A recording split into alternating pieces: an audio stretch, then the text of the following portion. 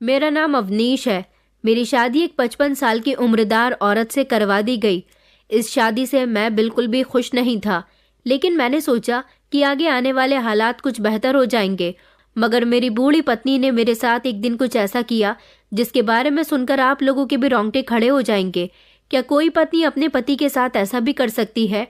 आप लोगों ने अपनी जिंदगी में सताए हुए, सहमे हुए, जख्मी लोग तो बहुत देखे होंगे, मगर मुझ जैसा लाचार बेटा, लाचार भाई और लाचार इंसान शायद कहीं नहीं देखा होगा। मेरी ये कहानी सुनकर आप लोगों को लगेगा कि मैं अपनी बेबसी की कहानी में बहुत सारी मिलावट कर चुका हूँ, मगर मैं अपनी बेबसी की कहानी आप लोगों से शब्दों में बयां नहीं कर सकता। आपको कहानी सुनाते हुए भी मेरी आंखों से लगातार आंसू निकल रहे हैं, दिल भर भर कर आ रहा है। बचपन से लेकर अब तक मैंने बहुत सारी मुश्किलों का सामना किया, तब जाकर मेरा बचपन खत्म हुआ और मैंने जवानी की तरफ कदम बढ़ाया। जब मेरी उम्र 9 साल थी तब मेरे पिता मुझे इस दुनिया से छोड़कर चले गए। मेरी माँ ने हम सब बहन भाई को बड़ी मुश्किल से पाल पोस कर बड़ा किया। मेरी उस समय 7 महीने की एक छोटी बहन भी मौजूद थी। मुझसे छोटी मेरी बहन की उम्र 3 साल थी और एक बहन 6 साल की थी। हम 4 भाई बहन थे। चारों ने ही अपने पिता के बिना जिंदगी गुजारी थी। माँ जो लोगों के घरों में काम करने के लिए जाने लगी थी, लोग अब उन पर गंदी नजर रखने लगे थे। जिसका जो दिल करता है वो मेरी माँ को ताना सुना दिया करता था, मगर एक अकेली औरत किस तरह अपने बच्चों की परवरिश कर सकती है, ये तो वो ही जानती है।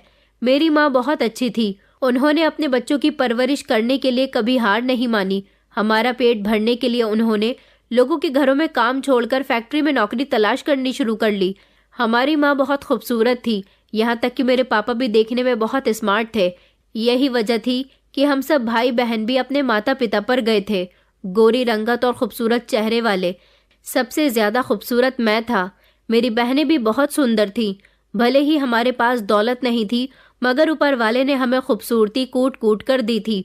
मुझसे छोटी मेरी बहन का नाम कोमल था और उससे छोटी वाली बहन का नाम खुशी और सबसे छोटी वाली बहन का नाम रश्मि था, जो हम सबकी बेहद लाडली थी, जिसने होश संभलने के बाद अपने पिता को देखा ही नहीं था। लेकिन मैं अपनी तीनों बहनों का लाडला बन गया था। छोटी उम्र में ही घर के बिगड़ते हुए हालात देखकर मैंने अपने दिल में ठान लिया था कि एक न एक दिन मैं अपने घर के हालात बेहतर जरूर करूंगा। मैं इतना कामयाब बन जाऊंगा कि अपनी माँ की जिंदगी में आसानियां पैदा कर दूंगा, अपनी बहनों को अच्छी जिंदगी देने की पूरी पूरी कोशिश करूंगा। मगर किस्मत में क्या लिखा है कौन जानता है।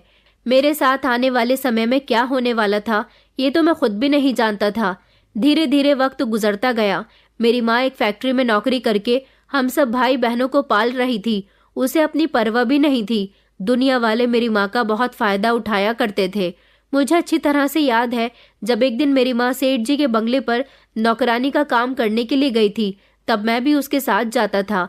माँ को अगर किसी काम की जरूरत होती तो मैं उनकी मदद कर दिया करता था। उस समय मेरी छोटी बहन भी बहुत छोटी थी। माँ अगर काम में लगी हुई होती तो मैं रश्मि को भी संभाल लेता था। एक दिन मैंने देखा कि सेठ जी ने मेरी माँ को दबोच लिया और वो उनके साथ बदतमीजी करने लगे। उस दिन उनके परिवार का कोई भी मेंबर घर में मौजूद नहीं था और मेरी माँ को अकेला घर में काम करते हुए देखकर उनकी उन पर नियत खराब हो गई। उन्होंने मेरी माँ की इज्जत के साथ खेलना चाहा, मगर मैं बच्चा जरूर था। अपनी माँ को चीखते चिल्लाते हुए देखकर घबरा गया और सोचने लगा कि जरूर मेरी माँ किसी बड़ी मुसीबत में फंसी हुई है। मैंने जल्दी से अपनी बहन को जमीन पर ही लिटा दिया और खुद उधर की तरफ भागा जिधर सेठ जी मेरी माँ को तंग कर रहे थे। मुझे समझ नहीं आया कि मैं क्या करूं। सेठ जी को नहीं पता था कि मैं उनके पीछे खड़ा हुआ हूं। उन्होंने घर का मेन दरवाजा तो अच्छी तरह से बंद कर दिया था, मगर घर में मैं भी मौजूद था। मेरी माँ जोर जोर से चीख रही थी और उनसे खुद को छुड़ाने की कोशिश कर रही थी, मगर वो दरिंदा मेरी माँ को छोड़ने के लिए तैयार ही नहीं था। मैं जल्दी से भागकर डंडा उठाकर लाया और मैंने पीछे से ही सेठ जी के सर पर वो डंडा जोर से दे मारा। मैंने इतनी जोर से डंडा मारा था कि सेठ जी के सर से खून निकलने लगा था। मेरी माँ डर गई। मैं अपनी माँ को लेकर जल्दी से निकल आया। उस दिन मुझे अपनी माँ पर बहुत अफसोस हुआ था। वो घर आकर बहुत रोई थी। वो मुझे और रश्मि को बहुत प्यार कर रही थी। बस इस छोटी सी उम्र से मेरे दिल में अपने घर के हालात सुधारने की लगन पैदा हो गई थी। माँ ने जब फैक्ट्री में काम करना शुरू किया तो मुझे तब भी अपनी माँ की फिक्र लगी रहती थी। मैं माँ से कहता था कि मैं आपके साथ फैक्ट्री चलता हूँ। माँ कहने लगी कि नहीं बेटा, वहाँ कोई परेशानी वाली बात नहीं है। वहाँ मुझे कोई तंग नहीं करेगा, क्योंकि फैक्ट्री में ज्यादातर औरतें ही काम करती हैं। वो बच्चों के खिलौने बनाने वाली फैक्ट्री थी। वहाँ मेरी माँ इतने पैसे कमाकर तो ले ही आती थी कि हम लोगों का गुजारा हो जाता था। मेरी माँ बड़ी मेहनती थी। इधर घर में वो मुझे भाई बहन का ख्याल रखने के लिए छोड़ जाती थी। हम में से कोई भी पढ़ा लिखा नहीं था, क्योंकि इतनी महंगाई और गरीबी में माँ की इतनी मेहनत करने के बावजूद तो हमें 2 वक्त की रोटी मिलती थी। अच्छे कपड़े, अच्छा रहन सहन और पढ़ाई लिखाई तो दूर दूर तक हमें नसीब नहीं होनी थी। माँ जिस फैक्ट्री में काम करती थी वो फैक्ट्री बहुत दूर थी, इसलिए उन्हें कभी कभी घर आने में भी देर हो जाती थी। मेरी छोटी बहन कोमल, जो कि अब खाना बनाना सीख गई थी, खुशी और कोमल अपने नन्हे नाजुक हाथों से घर को भी संवार दिया करती थी और खाना भी बना लिया करती थी। हम सब एक दूसरे का सहारा थे। फिर वक्त इसी तरह से गुजरता गया और धीरे धीरे हम भाई बहन बड़े होते चले गए। देखते ही देखते मेरी उम्र 23 साल हो गई। मेरी माँ अब बूढ़ी हो चुकी थी। उनकी बूढ़ी हड्डियों में अब इतनी भी जान नहीं थी कि वो फैक्ट्री जाकर ज्यादा मेहनत कर सके। 13 साल की उम्र से ही मैं कार सर्विस की दुकान पर लग गया था। वहाँ मुझे काम भी सीखने को मिलता था और दुकान का मालिक मुझे थोड़े बहुत पैसे भी दे दिया करता था। 18 साल की उम्र तक मैंने वहीं पर काम सीखा और उसके बाद मैं इस काम को सीखने में इतना परफेक्ट हो गया कि वहाँ के मालिक ने मुझे अपना लेफ्ट हैंड बना लिया। अब वो सारा काम मुझसे ही करवाते और मुझे महीने की सैलरी दिया करते थे। मैं बहुत खुश था, इसलिए मैंने अब माँ का फैक्ट्री जाना भी बंद करवा दिया था और खुद दुकान पर खूब मेहनत करने लगा था। मुझे इतने पैसे तो मिल ही जाते थे जिनसे मेरी माँ घर का गुजारा आराम से कर लेती थी और हम सब लोग खुश भी रहने लगे थे। लेकिन कभी कभी इंसान की खूबसूरती उसे किसी ऐसी मुसीबत में डाल देती है जिसके बारे में उसे पता भी नहीं होता। जो लोग खूबसूरत नहीं होते वो लोग खूबसूरत बनने की ख्वाहिश करते हैं। सोचते हैं कि अगर हम खूबसूरत होते तो हमारी जिंदगी भी खूबसूरत लोगों की तरह अच्छी होती। लोगों को लगता है कि खूबसूरत लोगों को दुनिया बहुत पसंद करती है, लेकिन शायद आप लोग ये नहीं जानते कि ये दुनिया ना तो खूबसूरत लोगों को पसंद करती है और ना ही बदसूरत लोगों को। हर कोई सिर्फ उसे पसंद करता है जिससे उसका मतलब पूरा होता है। ये दुनिया मतलब की है और मतलब से ही इस दुनिया का गुजारा हो रहा है, आपका, मेरा और इस पूरी दुनिया के हर इंसान का। हमारे घर में धीरे धीरे खुशियां आने लगी थी, क्योंकि कभी कभी मैं अपने काम से घर वापस आता तो अपनी बहनों के लिए फ्रूट्स लेकर चला जाता था। कभी कोई त्योहार आता तो अपनी सभी बहनों के कपड़े खरीद कर लाता था। माँ को भी ये सब देखकर बहुत अच्छा लगता था। मेरी माँ अब मेरी शादी करवाना चाहती थी, लेकिन मैं नहीं चाहता था कि पहले मेरी शादी हो। मैं कोमल की शादी करना चाहता था, जो मुझसे छोटी थी और काफी हद तक जवान भी हो गई थी। वैसे तो खुशी भी जवान थी, लेकिन अभी इतनी भी जवान नहीं हुई थी कि मैं उसकी शादी कर देता। सबसे छोटी रश्मि थी, सारा दिन घर में इधर से उधर खेलती फिरती थी। हालांकि उसकी उम्र अब काफी हो गई थी, मगर फिर भी उसका बचपन नहीं गया था। घर के हालात कई सालों में ही सही मगर धीरे धीरे बेहतर हो गए थे, क्योंकि वक्त हमेशा एक जैसा नहीं रहता। वक्त की रफ्तार बढ़ जाती है, लेकिन धीरे धीरे वो बदलता रहता है। एक दिन मैं अपनी दुकान पर काम कर रहा था जब एक अमीर औरत की गाड़ी हमारी दुकान के बाहर आकर रुकी। उस औरत ने अपनी गाड़ी का शीशा खोला और मेरे मालिक से कहने लगी कि मुझे अपनी गाड़ी रिपेयर करवानी है। मेरे मालिक ने मुझे आवाज लगाई और कहने लगे कि जरा मैडम की गाड़ी चेक करो। मैं जैसे ही बाहर निकला, मैंने मैडम की गाड़ी चेक की तो उनकी गाड़ी में इतनी खराबी आ चुकी थी कि उनकी गाड़ी हमें अपने पास 24 घंटे तक रखनी थी और उसकी सर्विस में टाइम भी लग सकता था, मगर फिर भी हमने उन्हें 24 घंटे का समय दे दिया था। मैं इसी बारे में उस औरत से बात करने के लिए उसकी गाड़ी के शीशे के करीब गया। मैं उसे अभी यही सब कुछ बता रहा था जब मैंने नोटिस किया कि वो मेरी बात का कोई जवाब नहीं दे रही। वो तो बस लगातार मुझे देखती ही जा रही थी। उसकी नज़र मेरे चेहरे से हटी नहीं रही थी। वो दिन मेरी जिंदगी का सबसे खतरनाक दिन था। उसी दिन से मेरी जिंदगी में बर्बादियां आनी शुरू हो गई थी। उस औरत ने मुझे इतनी अजीब नज़र से देखा कि मुझे शर्मिंदगी महसूस होने लगी थी। उसने बड़ी प्यार से मेरी बात का जवाब दिया कि अच्छा ठीक है, मैं कल इसी समय आकर अपनी गाड़ी ले जाऊंगी। वो अपनी गाड़ी वहां छोड़कर दूसरी गाड़ी में बैठकर चली गई थी। उसने अपने ड्राइवर से हाथों हाथ दूसरी गाड़ी मंगवा ली थी। मैंने उसकी गाड़ी को रात तक ठीक कर दिया था और अगले दिन वो अपनी गाड़ी जब वहां दोबारा लेने आई तो फिर से वो मुझे घूर घूर कर देख रही थी। मैंने देखा था कि जब उसे मालिक को पैसे देने थे तो उसने उन्हें पैसे नहीं दिए, बल्कि मुझे अपने पास बुलाया और जितने पैसे उस गाड़ी की सर्विस की कीमत बनती थी उसने उन पैसों से भी ज्यादा पैसे दिए। मैंने कहा मैडम, आप थोड़े पैसे ज्यादा दे रही हो। वो कहने लगी कि नहीं, ये तुम्हारी मेहनत है, तुमने मेरी गाड़ी की बहुत अच्छी सर्विस की है।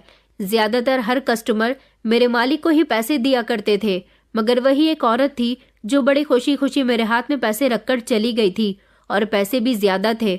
मुझे जितना प्रॉफिट हुआ वो प्रॉफिट मैंने अपने पास रख लिया और बाकी जितने भी पैसे थे वो मालिक को दे दिए थे। अगले दिन वो औरत फिर से हमारी दुकान पर आई, मगर अगले दिन मैं काम पर नहीं गया था। वैसे तो हमारी दुकान हफ्ते के हर दिन ही खुलती थी। मैं दिन रात मेहनत करता था, लेकिन मुझे आराम करने का समय नहीं मिलता था, इसलिए मैंने हफ्ते का एक दिन अपने आराम के लिए रखा हुआ था। मालिक को भी इस बात से कोई एतराज नहीं था। ये बात वो अच्छे से जानते थे कि मैं कितनी मेहनत और लगन से काम करता हूँ। उस दिन वो औरत दुकान पर आने के बाद मालिक से मेरे बारे में पूछने लगी। मालिक ने उसे बताया कि मैं छुट्टी पर हूँ और अक्सर मैं मंगलवार के दिन छुट्टी पर होता था। ये बात जब उसे पता चल गई तो वो थोड़ी घबराई हुई लगने लगी। न जाने उसे क्या प्रॉब्लम थी। उसने मालिक से कहा कि वो उसे मेरे घर का एड्रेस बता दे या फिर मेरा कॉन्टैक्ट नंबर दे दे ताकि वो मेरे घर आ सके। मालिक के पास मेरा कॉन्टैक्ट नंबर भी था और एड्रेस भी था, इसलिए उन्होंने उसे मेरे कॉन्टैक्ट नंबर के साथ साथ घर का एड्रेस भी दे दिया और वो मेरे घर का एड्रेस फॉलो करते हुए मेरे घर के दरवाजे तक आ गई थी। जब उसने मेरे घर का दरवाजा बजाया तो उस समय मैं अपने कमरे में सोया हुआ था, जबकि मेरी माँ बहनें घर के किसी न किसी काम में बिजी थी। उस समय दोपहर के 3 बज रहे थे और छुट्टी वाले दिन दोपहर के समय अक्सर मैं सो रहा होता था। मेरे घर का दरवाजा बजा तो उस समय मेरी बड़ी बहन कोमल ने खोला था। कोमल ने जब उससे पूछा कि जी आप कौन, तो उसने कहा कि मुझे अवनीश से मिलना है। मेरी बहन कहने लगी कि जी भैया तो इस समय सोए हुए हैं, आपको उनसे क्या काम है। वो कहने लगी कि मुझे उनसे बहुत ज़रूरी बात करनी है। मेरी बहन उसके पीछे खड़ी हुई बड़ी सी गाड़ी को देख चुकी थी, जबकि मेरी बहन बहुत हैरान हो रही थी। आज तक ऐसा कभी नहीं हुआ था कि इतनी बड़ी गाड़ी में बैठकर कोई अमीर औरत हमारे घर के दरवाजे तक पहुंची हो और फिर वो मुझे तलाश करते हुए आई हो। मेरी बहन ने उसे दरवाजे पर ही ठहरने के लिए कहा और वो खुद जल्दी से घर के अंदर जाकर माँ और बहनों को ये बात बताने लगी। माँ ने कहा कि रुको, मैं देखती हूँ कि कौन आया है। माँ ने भी उस औरत से यही सवाल किया। उसने कहा कि आप लोगों को ज्यादा हैरान होने की जरूरत नहीं है, मैं आपके बेटे से ही मिलने के लिए आई हूँ, मुझे उससे कुछ जरूरी बात करनी है। मेरी माँ जल्दी से कमरे के अंदर आई और उन्होंने मुझे झंझोड़कर उठाने की कोशिश की। उन्होंने कहा कि कोई रूपाली नाम की औरत तुमसे मिलने के लिए आई है। रूपाली नाम भी मैं पहली बार सुन रहा था, क्योंकि इस नाम की मैं किसी भी औरत को नहीं जानता था। माँ ने कहा कि बेटा एक बार उठकर देख लो, उसने कहा है कि उसे तुमसे कोई ज़रूरी काम है।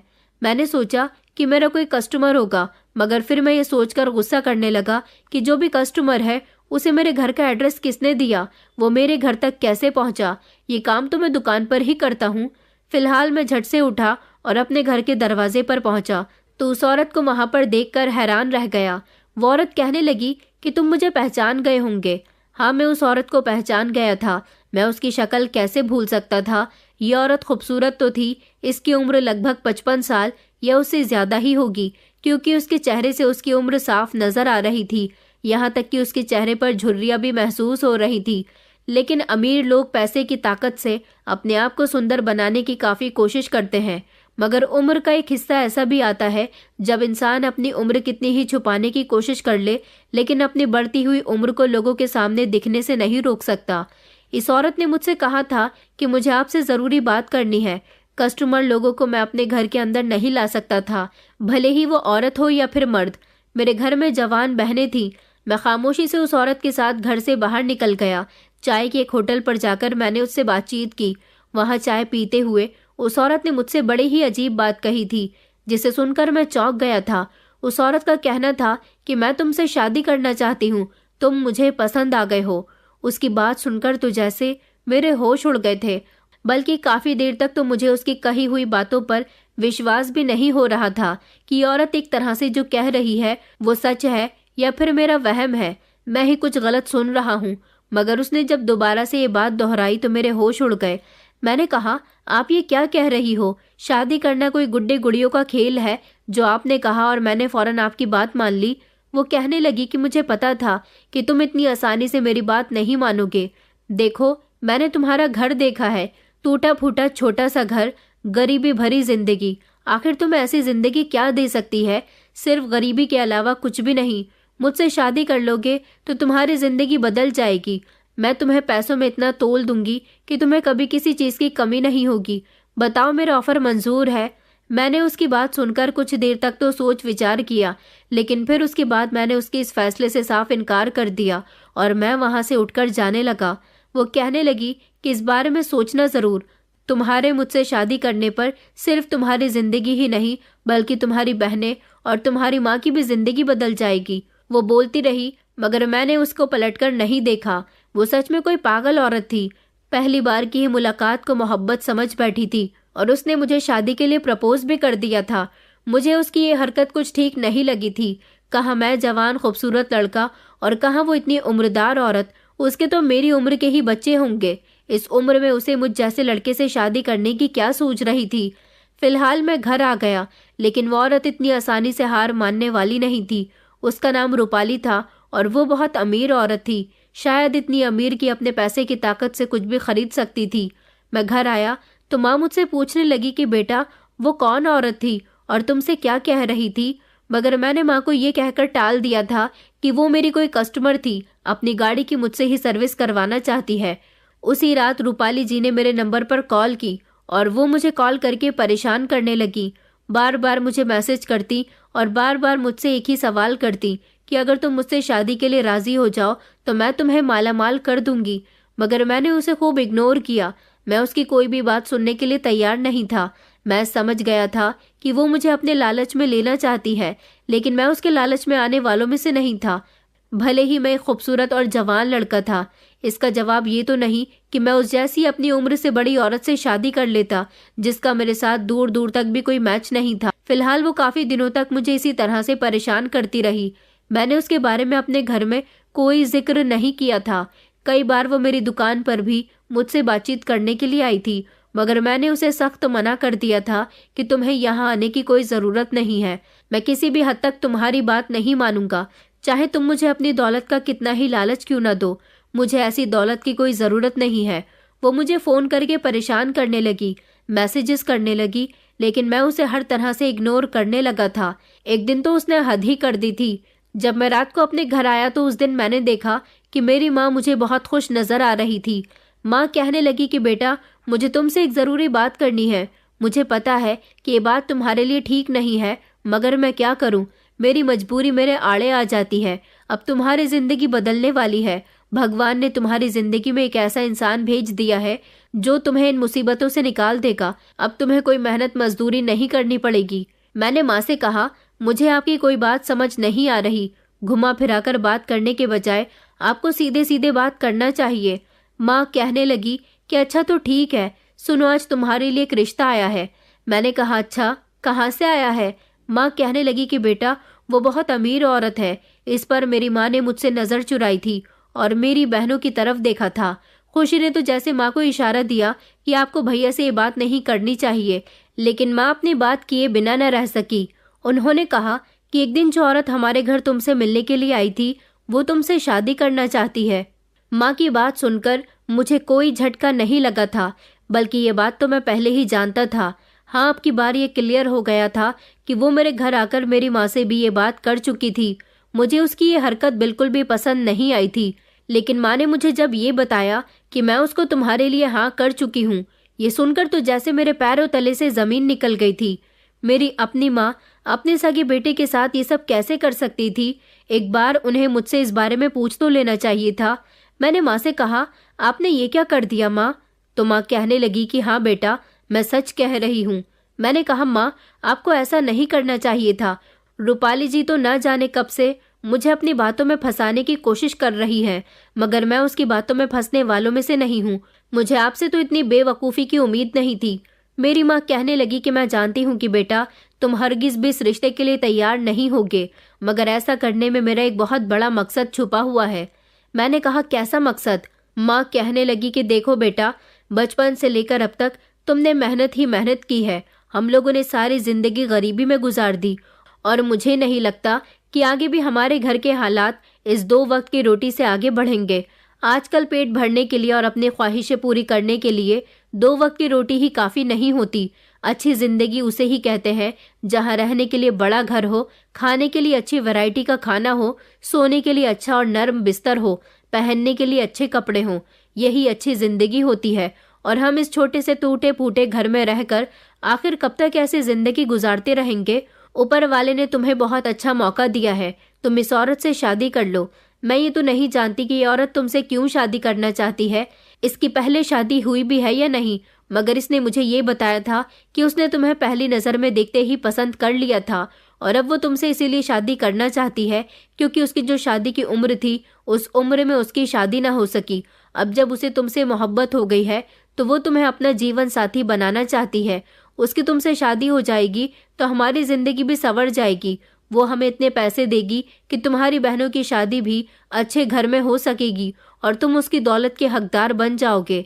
मैंने कहा, माँ, ये सब तो उसने मुझे भी बताया था, मैं उसके लालच में नहीं आया, मगर मुझे आपसे ऐसी उम्मीद नहीं थी कि आप उसके लालच में आ सकती हो। आपने अपना लालच और अपनी बेटियों का लालच पूरा करने के लिए अपनी बेटी की शादी एक ऐसी औरत से करवाने का फैसला कर लिया जो आपके बेटे से बहुत बड़ी है। मुझे इस बात पर बहुत गुस्सा आया और मैं गुस्से से ही घर से निकल आया था। लेकिन जब बाद में मैं दोबारा घर गया तो मैंने देखा कि मेरी माँ जिद लगाए बैठी थी कि तुम्हारी शादी होगी तो रूपाली जी से ही होगी। माँ मेरी बात मानने के लिए तैयार नहीं थी। उन्होंने रूपाली को भरोसा दिला दिया था कि वो मुझे मना लेंगी, लेकिन मैं नहीं मानने वाला था। मैं समझ गया था कि मेरी माँ की आंखों पर लालच की पट्टी बंध गई है। मैंने माँ से कहा था, अगर आपने मेरे साथ जबरदस्ती करने की कोशिश की तो मैं इस घर से भाग जाऊंगा। और माँ ने कहा था कि अगर तुमने मेरी बात नहीं मानी तो मैं ये घर छोड़कर चली जाऊंगी, फिर तुम अकेले इस घर में रहते रहना। मैं बहुत परेशान था, मैं करूं तो क्या करूं। एक दिन मैंने रूपाली जी को कॉल करके इतनी बातें सुनाई कि वो भी शर्मिंदा हो गई थी। मैंने कहा, आपको जब मैंने घास नहीं डाली तो आपने मेरी माँ को अपने बहकावे में ले लिया। चाहे जो हो जाए, मैं आपसे शादी नहीं करूंगा। इसी टेंशन में मेरी तबीयत खराब हो गई थी क्योंकि मैंने हॉल में अपनी माँ को भी देख लिया था जो जिद पकड़कर बैठ गई थी। आखिर मेरी माँ को क्या हो गया था जो अपने बेटे की बात सुनने के लिए तैयार नहीं थी। बस उन्हें यही लगता था कि रूपाली जी से शादी करने पर हमारी गरीबी खत्म हो जाएगी, मेरी बहनों की शादियां भी अमीर घर में हो जाएंगी, मगर वो इतनी मतलबी कैसे हो सकती हैं। मैं इतना परेशान रहने लगा था कि अब घर में ना तो मैं खाना खाता था और ना ही किसी से कोई बात करता था। मेरी माँ जो कुछ भी कर रही थी ये सब बहुत गलत था। ये मेरी बहनों को भी दिखाई दे रहा था। मेरी माँ ने तो रूपाली जी के साथ मेरी शादी की डेट भी फिक्स कर दी थी। मैं कई बार रूपाली जी को इनकार कर चुका था, मगर मेरी माँ का कहना था कि वो मुझे जैसे तैसे मना ही लेंगी। उन्होंने रूपाली जी को भरोसा दिला दिया था। रूपाली जी का कहना था कि वो मुझसे बहुत मोहब्बत करने लगी हैं। पहली नज़र में मुझे देखते ही उनको मुझसे मोहब्बत हो गई। धीरे धीरे मेरी शादी के दिन करीब आ रहे थे और उधर मेरी माँ को मेरी नाराज़गी से कोई फर्क नहीं पड़ता था। मैं नहीं चाहता था कि मैं अपनी और माँ बहनों को छोड़कर चला जाऊं, लेकिन माँ मानने के लिए तैयार ही नहीं थी। मेरी बहनें भी माँ से मेरे लिए लड़ने लगी थी। उन्हें भी सही और गलत में फ़र्क दिखाई दे रहा था। वो माँ से हमेशा यही शिकायत करने लगी थी कि आपने हमारे भाई को तोड़कर रख दिया, वो बेचारे कितने दिनों से भूखे हैं, मगर आपको कोई फ़र्क नहीं पड़ता। तो माँ कहने लगी कि जब उसकी रूपाली जी से शादी हो जाएगी और वह अच्छी ज़िंदगी गुजारने लगेगा तब वो खुद समझ जाएगा कि उसकी माँ ने उसके लिए कितना बेहतर फ़ैसला किया। मेरी शादी में 1 हफ्ता रह गया था और अब मैं ये सब बर्दाश्त नहीं कर सकता था। मैं देख रहा था कि माँ धीरे धीरे शादी की तैयारियों में लग गई थी। वो अकेले ही बाजार जाकर खूब शॉपिंग कर रही थी, लेकिन उनके पास पैसे कहाँ से आए थे ये भी मैं नहीं जानता था, क्योंकि मैंने तो उन्हें इस महीने पैसे भी नहीं दिए थे। माँ ने ठान लिया था कि वो रूपाली जी को मेरी पत्नी बनाकर ही रहेंगी, मगर मैं भी मानने वालों में से नहीं था। इसलिए मैंने अपना सामान पैक करना शुरू किया और मैं घर से निकलने लगा। मैंने माँ से कह दिया था कि आपको जो करना है करिए, लेकिन मैं इस घर को छोड़कर जा रहा हूँ। मेरी बहनें भी मेरे साथ चलने के लिए तैयार हो गई थी। उन्होंने कहा कि हम इस घर में नहीं रहेंगे जहाँ हमारा भाई नहीं रहेगा। इस बार माँ का दिल पिघल गया था। वो डर गई थी। उन्हें लगता था कि मैं घर छोड़ने के लिए कभी तैयार नहीं हो सकता, लेकिन मेरी जिंदगी का इतना बड़ा फैसला वो मेरी मर्जी के बिना कर चुकी थी। इस बार तो मेरा उनसे नाराज होना बनता था। मैं ही नहीं बल्कि मेरी बहनें भी माँ से मना कर चुकी थी कि भैया के साथ ऐसा जुल्म मत करो। माँ ने मुझे घर से जाते हुए रोक लिया। वो रोने लगी। माँ कहने लगी कि बेटा, मैं तुम लोगों की भलाई के लिए ही ऐसा कर रही थी। अगर तुम मुझसे शादी कर लेते तो हम सबकी जिंदगी में आसानियाँ पैदा हो जाती। मैंने कहा, माँ आपको क्यों नहीं दिखता? उस औरत के साथ शादी करके आपका बेटा कभी खुश नहीं रहेगा।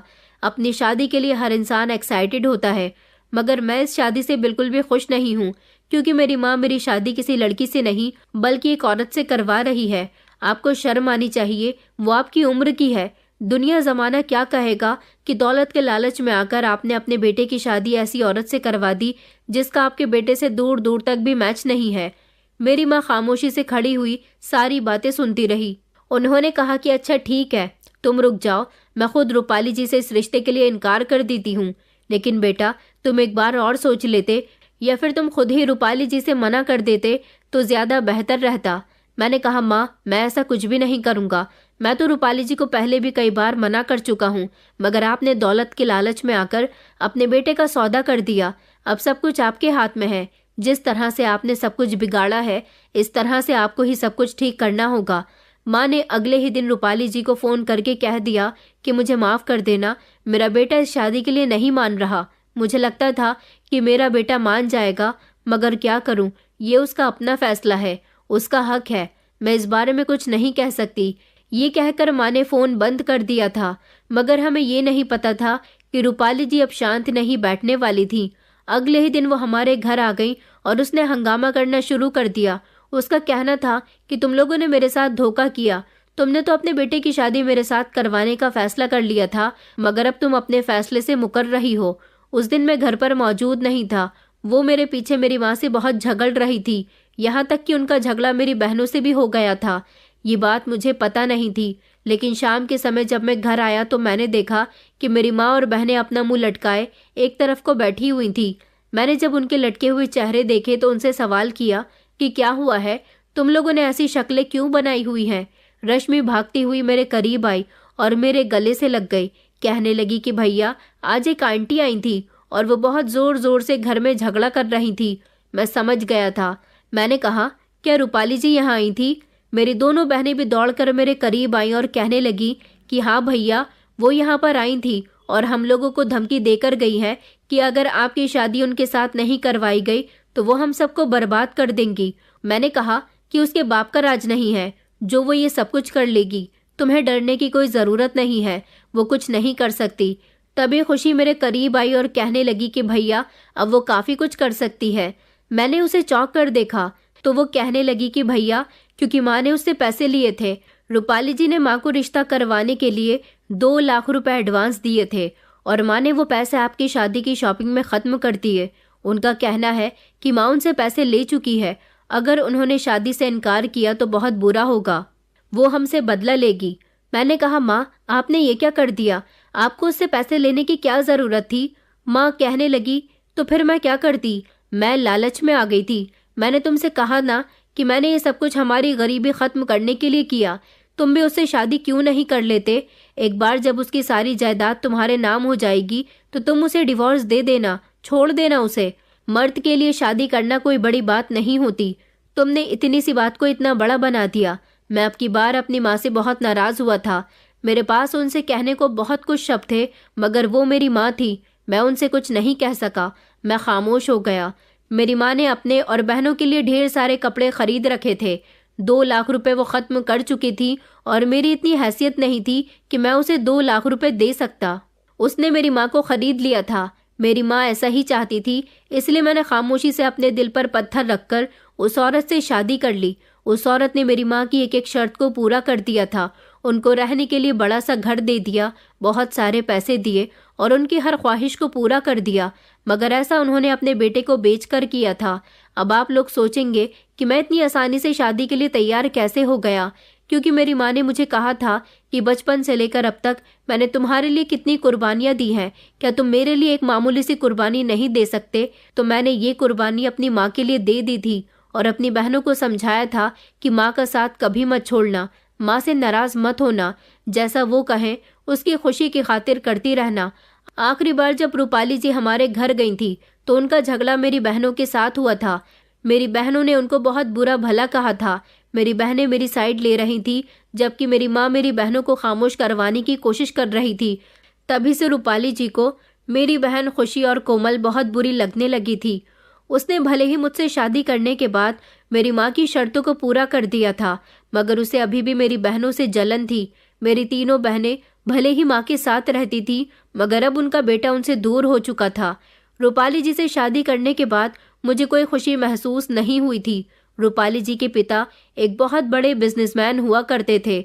रूपाली जी अपने पिता की इकलौती बेटी थी। सारी जिंदगी उनके पिता अपनी बेटी के लिए अच्छे रिश्ते की तलाश करते रहे, मगर बेटी को कोई लड़का कभी पसंद ही नहीं आता था। एक दिन उनके पिता मर गए और सब कुछ उनकी बेटी के नाम हो गया।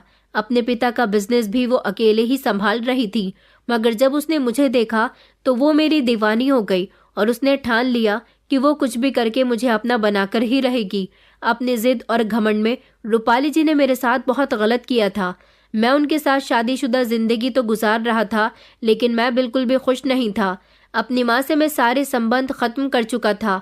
माँ मुझसे मिलने के लिए कई बार वहाँ आई थी, लेकिन मैं उनसे कोई बात नहीं करना चाहता था। कई बार उन्होंने मुझे मनाने की भी कोशिश की, मगर मैं कैसे मान सकता था, क्योंकि अब मैं उनका बेटा नहीं रहा था। वो तो मुझे एक अमीर औरत के हाथ बेच चुकी थी, तो फिर मैं उनसे उनके बेटे जैसा सुलूक कैसे कर सकता था। रूपाली जी एक ऐसी औरत थी जिसको अपनी दौलत का बहुत घमंड था। उसकी जिंदगी बचपन से लेकर अब तक किसी बुनियाद पर चल रही थी कि उसे जो चीज पसंद आ जाती वो उसे पाकर ही रहती थी। वो बहुत घमंडी थी। उसे लगता था कि पैसे से दुनिया की हर चीज खरीद ली जा सकती है, मगर वो ये नहीं जानती थी कि जो सुकून और मोहब्बत वो मुझसे चाहती थी, मैं वो उसे नहीं दे सका। वो भले ही मुझसे शादी कर चुकी थी, मगर उसने मुझे नहीं पाया था। मैं उसका अभी भी नहीं हो सका था। वो इतने गुस्से भरी औरत थी कि अगर उससे कोई कुछ कह देता तो वो उसे अपना बदला लेना नहीं भूलती थी। मेरी बहनों से उसकी लड़ाई हुई थी। मेरी बहनों ने उससे कहा था कि अगर तुमने हमारे भाई से शादी करने की कोशिश की तो हम तुम्हें कभी अपनी भाभी एक्सेप्ट नहीं करेंगे। जल्द ही हमारा भाई तुम्हें डिवोर्स दे देगा। तुम कभी उसे नहीं पा सकोगी। तुम बहुत बुरी औरत हो। जिस दिन से तुमने हमारे घर में कदम रखा है, हमारे भाई की जिंदगी को बर्बाद कर दिया। तुम अपनी जिंदगी में कभी खुश नहीं रह सकोगी। मेरी बहनें मुझसे बहुत प्यार करती थी। मुझे परेशान देखकर और मुझे परेशानी की तरफ जाते हुए देखकर उनके मुंह से कभी ऐसी औरत के लिए दुआ नहीं निकल सकती थी, बल्कि बद्दुआ ही निकलती थी। रूपाली को ये सब सुनकर बहुत गुस्सा आया और उसने मेरी बहनों से कह दिया था कि तुम लोगों से एक न एक दिन मैं अपनी इस बेइज्जती का बदला जरूर लूंगी। मैं उसके घर में भले ही रहता था, वो कहाँ जाती क्या करती मैं कुछ नहीं जानता था। मैं उसकी जिंदगी में किसी तरह का कोई इंटरफेयर नहीं करता था। वो इस शादी से बहुत खुश थी। अपनी सारी दोस्तों और रिश्तेदारों को दिखाया करती थी कि मेरी शादी भले ही देर से हुई है, मगर मेरा पति बहुत सुंदर और कम उम्र का है। लोगों को हैरानी होती थी कि इस जैसी औरत को ऐसा लड़का कैसे मिल सकता है, मगर लोग क्या जानते थे कि उसने जबरदस्ती मुझसे शादी की थी। एक दिन मुझे पता चला कि मेरी माँ ने मेरी दोनों बहनों का रिश्ता बहुत अच्छे घर में तय कर दिया। पहले तो मेरी माँ कहती थी कि वो सिर्फ कोमल की शादी करेंगी, लेकिन अब उन्होंने खुशी की भी शादी करने का फैसला कर लिया था। मेरी बहनों की शादी के दिन करीब आ गए थे। मैंने अपनी बहनों से बात की थी। उनसे पूछा था कि कहीं माँ ने मेरी ही तरह तो तुम्हारी जिंदगी बर्बाद करने के बारे में नहीं सोचा।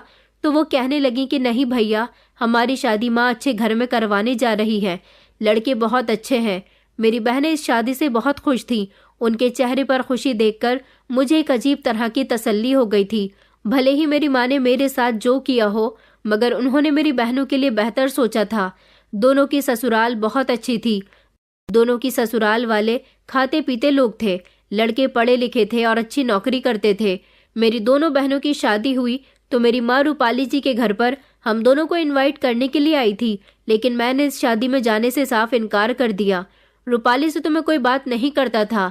रूपाली ने ये बात मुझे शादी के पहली रात ही समझा दी थी कि तुम मुझे डिवोर्स देना चाहो तब भी नहीं दे सकते, क्योंकि मैंने एक कॉन्ट्रैक्ट किया है। तुम मुझे मेरी मर्जी के खिलाफ जाकर डिवोर्स नहीं दे सकते। मैंने कहा, मगर मैंने ऐसे किसी कॉन्ट्रैक्ट पर साइन नहीं किया। मैं ऐसे किसी कॉन्ट्रैक्ट को नहीं मानता। तो वो कहने लगी कि तुम्हारा साइन करना मेरे लिए बहुत ज़रूरी नहीं है। मैं जानती हूँ कि तुम पढ़े लिखे नहीं हो। तुम्हारा अंगूठा ही तुम्हारे लिए काफ़ी है। शादी से पहले जब तुम अपने घर पर गहरी नींद में सो रहे थे, तब तुम्हारी माँ ने उन पेपर्स पर तुम्हारा अंगूठा लगवाकर वो पेपर्स मुझे दे दिए थे। मुझे बड़ी हैरानी हुई थी कि मेरी माँ ने मेरे साथ कितनी चालाकी की थी। मैं जिस दुकान पर काम किया करता था, रूपाली जी से शादी करने के बाद मैंने वहाँ की भी नौकरी छोड़ दी थी, क्योंकि रूपाली जी ने अब मुझे अपना बिजनेस सौंप दिया था, लेकिन मैं उसके बिजनेस में कोई इंटरेस्ट नहीं लेता था। सारा दिन खुद को कमरे में बंद रखता था। मैंने अपनी बहनों की शादी में जाने से साफ इनकार कर दिया था। उनकी शादी में भी रूपाली ही गई थी, लेकिन मैं अपनी बहनों के सर पर हाथ रखना चाहता था। मैं खामोशी से शादी हॉल चला गया और जिस समय मेरी बहनों के विदा होने का समय हुआ तो मैं चोरी चुपके दुल्हन वाले कमरे में चला गया और वहां जाकर उनको आशीर्वाद देकर खामोशी से वापस आ गया था, ताकि मुझे कोई देख न सके। मैं अपनी माँ से नाराज था और अपनी इस नाराजगी को मैं कभी खत्म नहीं करना चाहता था। मेरी बहनों की शादी को 2 दिन गुजरे तो एक अजीब सी खबर मुझे मिली। वो ये थी कि मेरी दोनों बहनों की शादी हुई थी, उन दोनों के पति एक साथ मर गए। ये बड़ी ही अजीब खबर थी, जबकि मेरी दोनों ही बहनें अलग अलग घरों में विदा होकर गई थी। ऐसा कैसे हो सकता था कि उनके पतियों की मौत हो गई? मैं जब अपनी बहनों की ससुराल पहुंचा तो दोनों ही बहनों का रो रो कर बहुत बुरा हाल हो रहा था। दोनों ही अपने घरों में बुरी तरह से रो रही थी। अभी वो 24 घंटे की दुल्हन थी और पूरे 24 घंटे के बाद ही वो विधवा हो गई। मेरी दोनों बहनों के साथ जो हुआ था वो बड़ा ही खतरनाक था। मेरे दिल को उसने बहुत ही तकलीफ पहुंचाई थी। उनके साथ ऐसा नहीं होना चाहिए था। मेरी माँ भी बिलक बिलक कर रो रही थी। कुछ समय गुजरा तो मेरी दोनों बहनें वापस अपने मायके आ गई थी। वो मुझे बहुत याद करती थी। मैं उनसे घर पर मिलने चला जाता था, मगर माँ से कोई बात नहीं करता था। इधर रूपाली जी धीरे धीरे मेरे नज़दीक आने की कोशिश करती थी, मगर मैं उसे खुद से दूर कर देता था। कई दिन इसी तरह से गुजर गए। मैं अपने आप को बहुत बेबस और लाचार महसूस कर रहा था, जो अपनी बहनों के लिए कुछ न कर सका। ये भी जानने की कोशिश न कर सका कि एक ही दिन वो दोनों विधवा कैसे हो सकती हैं। उनकी तकलीफ मुझे अंदर से खाए जा रही थी। लेकिन जब ये खबर मुझे पता चली कि उन दोनों से बदला लिया गया है, उन दोनों के पतियों को जिसने मारा था वो कोई और नहीं बल्कि रूपाली थी। एक दिन मैंने रूपाली को किसी से फोन पर बातें करते हुए सुना था। वो जोर जोर से हंस रही थी और कह रही थी कि अवनीश की दोनों बहनें जो मुझे कोस रही थी, आज वो अपनी किस्मत को बुरी तरह से रो रही हैं। मेरे साथ कभी ऐसा नहीं हुआ कि मैंने किसी से बदला न लिया हो। अवनीश नहीं जानता कि मुझे किसी से बदला लेकर कितनी खुशी मिलती है। वो दोनों विधवा हो गई और अब अपने मायके में खामोशी से बैठी हुई हैं। ये बात सुनकर तो जैसे मैं आग बबूला हो गया था। मुझे बहुत गुस्सा आया और उसी समय में दरवाजे को झटके से खोलता हुआ रूपाली जी के करीब पहुंचा और उनसे सवाल किया कि तुमने मेरी बहनों के साथ ऐसा क्यों किया? तुमने क्यों पैसे की इतनी ताकत दिखाई? तुमने आखिर ऐसा क्यों किया? तुम्हारी मेरी बहनों से क्या दुश्मनी थी? तब उसने मुझे बताया कि मेरी तुम्हारी बहनों से लड़ाई हुई थी और उन्होंने मुझे अपने घर में बिठाकर बहुत जलील किया था। कभी ऐसा नहीं हुआ कि मुझे किसी ने जलील किया हो। मैं किसी की इंसल्ट बर्दाश्त नहीं करती। तुमने भी मुझे बहुत जलील किया है। तुम भी हमेशा मुझे फ़ोन करके शादी से इनकार करते रहते थे। तुम्हारी बहनों को तकलीफ़ पहुंचाकर मुझे बहुत खुशी मिली है, क्योंकि जब बहनों को तकलीफ़ पहुंचेगी तो भाई को भी तकलीफ़ पहुंचेगी ना। ये कहकर वो ज़ोर ज़ोर से हंस रही थी। इस समय मुझे वो किसी दुश्मन से कम दिखाई नहीं दे रही थी। मैंने गुस्से से उसे देखा। मैंने कहा, मैं तुम्हें डिवोर्स दे दूंगा। वो कहने लगी कि मेरे पास कॉन्ट्रैक्ट है, कॉन्ट्रैक्ट के मुताबिक तुम मुझे डिवोर्स दे भी दोगे तब भी मैं तुमसे अलग नहीं हो सकती। मैंने कहा, तो ठीक है, मेरी जान चली जाएगी तब तो तुम मुझसे अलग हो जाओगी ना। मेरी बात सुनकर जैसे उसे जोरदार झटका लगा था। वो कहने लगी कि नहीं, तुम ऐसा कुछ नहीं करोगे। अगर तुमने ऐसा कुछ किया तो अच्छा नहीं होगा। मैंने कहा, मेरे पास अब कोई रास्ता नहीं है। मुझे तुमसे छुटकारा पाने के लिए कुछ ना कुछ तो करना ही होगा। मैंने हाथ में चाकू उठाया और अपनी नस काट ली। मुझे लगा था कि मैं इस दुनिया से चला जाऊंगा, मगर मेरी बदकिस्मती थी कि मैं जिंदा बच गया था। जब मैंने अस्पताल में अपनी आंख खोली तो मेरे करीब मेरी माँ बैठी हुई थी। उस समय पुलिस भी वहां पर मौजूद थी। पुलिस को किसने बुलाया ये तो मैं नहीं जानता था, लेकिन पुलिस मेरा बयान लेना चाहती थी। पुलिस का कहना था कि तुम्हें किसने मारने की कोशिश की, क्योंकि तुम्हारी माँ ने पुलिस में कंप्लेंट दर्ज करवाई है कि इस शहर की सबसे बड़ी इंडस्ट्रियल कंपनी की मालकिन रूपाली सक्सेना ने तुम्हें मारने की कोशिश की है और तुम उनके पति हो। हम तुम्हारा बयान दर्ज करना चाहते हैं। आखिर उन्होंने तुम्हारे साथ ऐसा क्यों किया? मैंने पुलिस को सब कुछ सच सच बता दिया था। पुलिस ने मेरे बयान रिकॉर्ड कर लिए थे, मगर अभी भी रूपाली जी खामोश बैठने वालों में से नहीं थी। रूपाली जी ने पुलिस को वो कॉन्ट्रैक्ट दिखाया जिस पर मेरे अंगूठे का निशान था, मगर मेरी माँ ने इस बार अपने बेटे की साइड ली थी। उनसे भी जितनी गलतियां हुई थी उन्होंने सब पुलिस को बता दी थी। उन्होंने बता दिया था कि मेरी माँ लालच में आ गई थी और उन्होंने ही अंगूठे के निशान धोखे से उन पेपर्स पर लिए थे और वो पेपर रूपाली जी के हवाले कर दिए। मैंने पुलिस को ये भी बता दिया था कि मेरी दोनों बहनों के पतियों को भी इन्होंने ही मरवाया था। कोमल के पति का तो कार एक्सीडेंट करवाया गया था, जबकि खुशी के पति की मौत सोते समय दम घुटने की वजह से हुई थी। रूपाली जी ने खुशी के घर की नौकरानी को पैसे देकर खरीद लिया था और उस नौकरानी से ये काम करवाया था। नौकरानी ने खामोशी से खुशी के कमरे में जाकर रात के अंधेरे में उसके पति के मुंह पर तकिया रख दिया और उस समय खुशी गहरी नींद में थी, इसलिए उसे कुछ पता न चल सका। उसके पति ने अपने हाथ पैर हिलाने की भी कोशिश की, मगर शादी की थकान की वजह से मेरी बहन बहुत थकी हुई थी।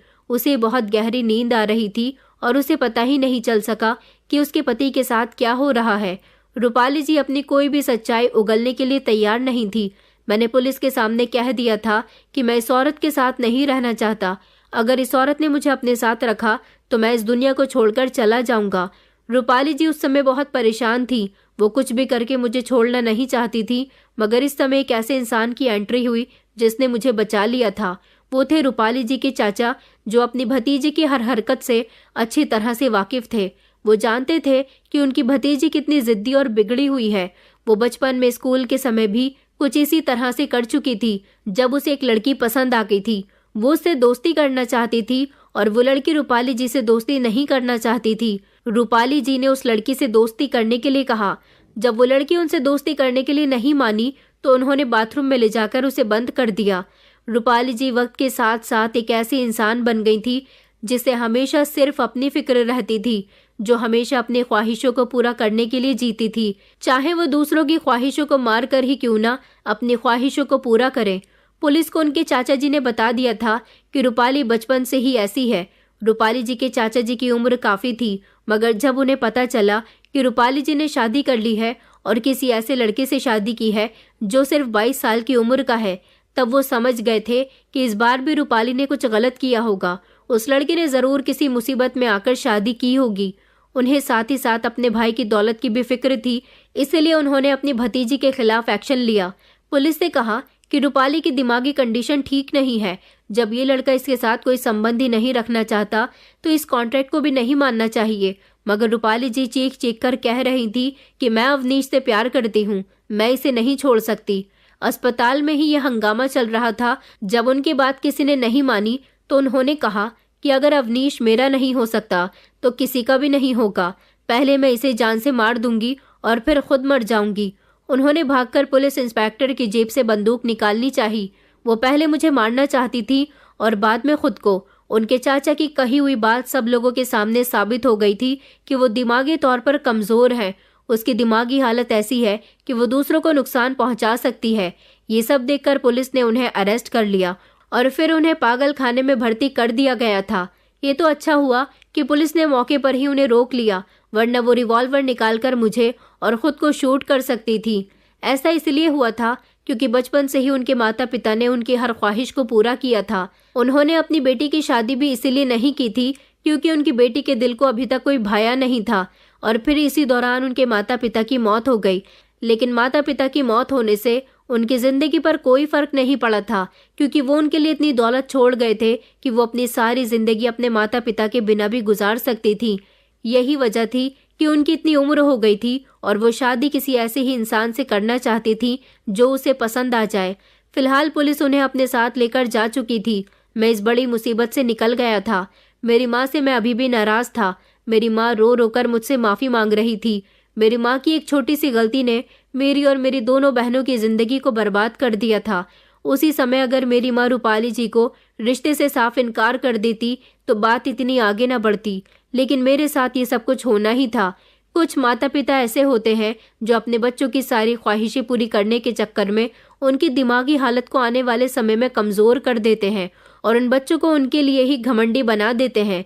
कुछ डिमांड्स ऐसी होती हैं जो हमें पूरी नहीं करनी चाहिए और कुछ ऐसी डिमांड्स जो हमारे बच्चों के लिए हानिकारक है, और ऐसे डिमांड से आप लोग भी सावधान रहिए और जितना हो सके अपने बच्चों की उन बातों को मानने की कोशिश करिए जो जायज़ है। जो बातें गलत हैं उनको बिल्कुल भी नहीं मानिए। ऐसा ना हो कि समझदारी की उम्र में आकर भी वो इंसान अपने आप में ही घमंडी रहे। दोस्तों, उम्मीद करती हूँ आपको हमारी कहानी पसंद आई होगी। कहानी पसंद आई है तो वीडियो को लाइक करें, चैनल पर नए हैं तो चैनल को सब्सक्राइब करें और हाँ, नोटिफिकेशन बेल को ज़रूर दबाएं ताकि अगली अपडेट सबसे पहले आपको मिले।